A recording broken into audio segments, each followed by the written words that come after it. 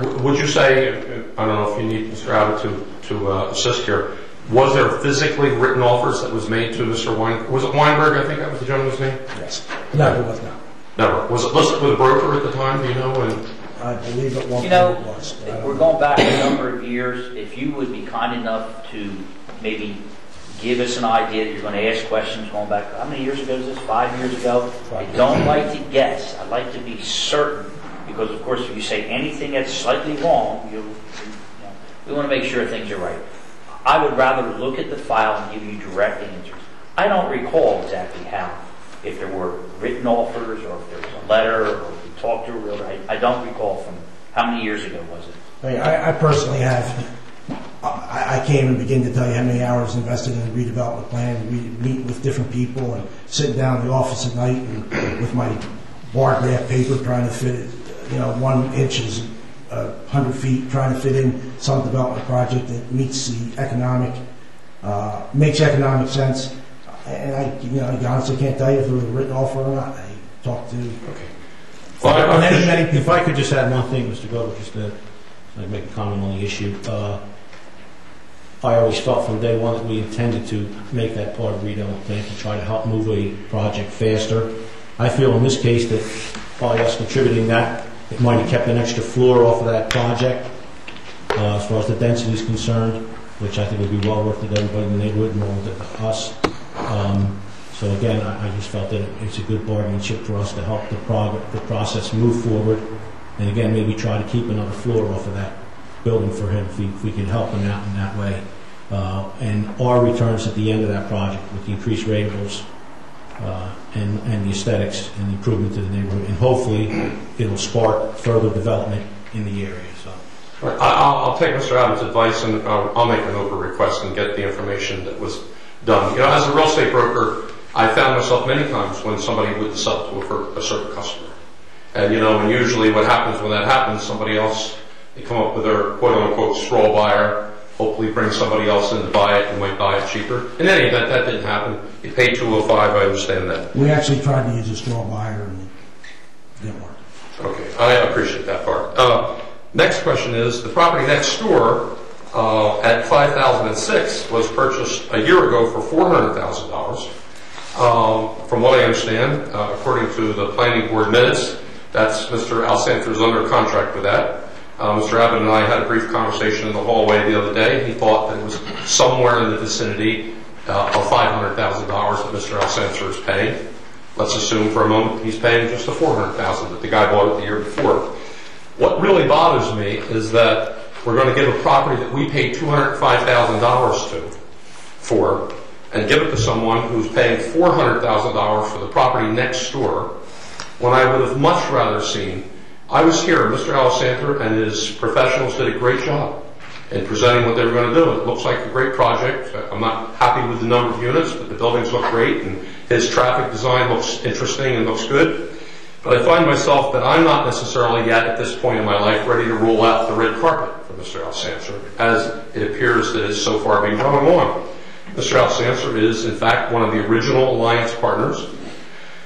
He has 2 partners, Mr. Levan Sr., who quite frankly served 10 years in jail before he became one of the people here as one of our developers a year later after getting out of jail on federal corruption charges. He's currently in jail right now. His son is a convicted felon and has been to jail since. Our Shore de Palma, Mr. Shore of Shore de Palma, that was our planners here, went to jail on corruption and bribery charges. So far, Mr. Alcantara hasn't been to jail, and I'll be the very first one that I'll stand right here and congratulate that man, but I don't believe for a second that Mr. Alcantara will ever put the first nail in the first 2x4 in one of those buildings. Thus, my philosophy is, and my prediction is going to be, hopefully he'll be successful in finding another developer to do the project, and quite honestly, I will be happy with that. He's being sued right now, very major lawsuit going on against the gentleman right now, so I'm not necessarily a fan yet of Mark Alcantara. But the question I have is, that gift, he's going to do a $10 million project on one side of the street approximately at $400,000 or $500,000 per unit, and a $15 million project on the other side of the street. That's a $20 or $25 million project. I don't believe at this last moment that Mr. Alsancer will ever walk away from doing this project if we don't give our $205,000 property to him. So I'm pleading with you this evening to reconsider that position, because I would like to make a very simple suggestion, done in many communities. With that $205,000, I'm even willing to say, Mr. Alsancer, just give the taxpayers of Ventnor the $205,000 back. At which point, you could pick 20 families that live in that neighborhood, give each one of them a $10,000 grant, provided that they did exterior work, help 20 families in the area, and Mr. Alsancer, gentlemen, is not going to walk away from this project. You've bent over backwards. You've made some zoning changes right here the week before he went in for his final approvals.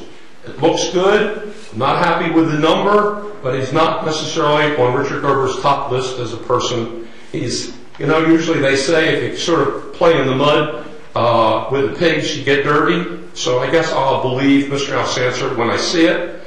He has been, quite frankly, gentlemen, one of the most important reasons that area has run down as bad as it has.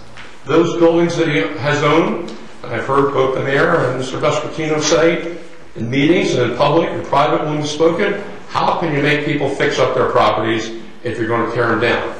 Those properties, many of them would be condemned. It took him almost 6 years to do his first project, which he's doing right now, about a year and 2 or 3 months after he got a planning board approval. So I want to urge you to please give serious thoughts before you give the $205,000 away.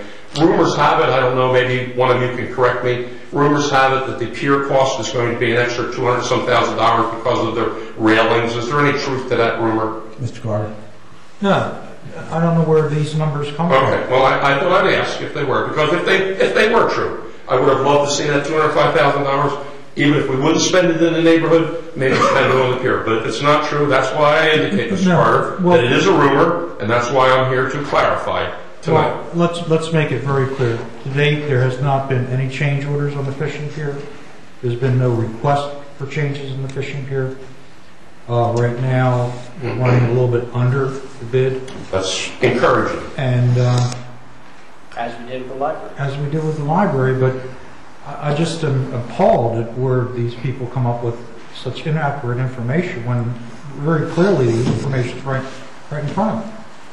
Well, we're not always necessarily, Mr. Carter, privileged to any change orders that might happen. And when the rumors come up, we're not necessarily privileged to that. So I don't think you can fault me, sir, for asking tonight if, in fact, that rumor is true. You've clarified for us. We appreciate that it's not true. So I'm still back to keeping the $200,000. And just for the record, all change orders are approved on the floor. Right. Through a resolution. Okay. All right, I appreciate that.